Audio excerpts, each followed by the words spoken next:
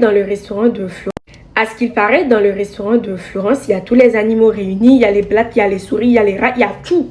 C'est ce que Karel a souligné dans son podcast de tout et de rien. Quand j'ai écouté ça, je me suis dit, c'est important de le dire parce que un restaurant dont les normes d'hygiène ne sont pas respectées, il y a beaucoup de maladies qu'on peut attraper là-dedans. C'est très important de le dire.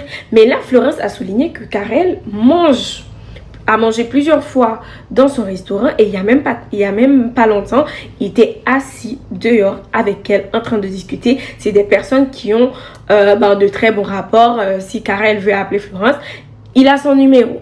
Et je trouve que quand elle a dit ça, je me suis dit, il y a de la malveillance derrière. En fait, ce n'est pas normal que quelqu'un a mangé dans un restaurant à maintes reprises et tu te permets de tenir ce type de discours dans un podcast, sachant l'audience que tu as. Donc, est-ce que c'est pas de la malveillance de la part de Karel? Est-ce que ce n'est juste pas pour décrédibiliser le restaurant de Florence?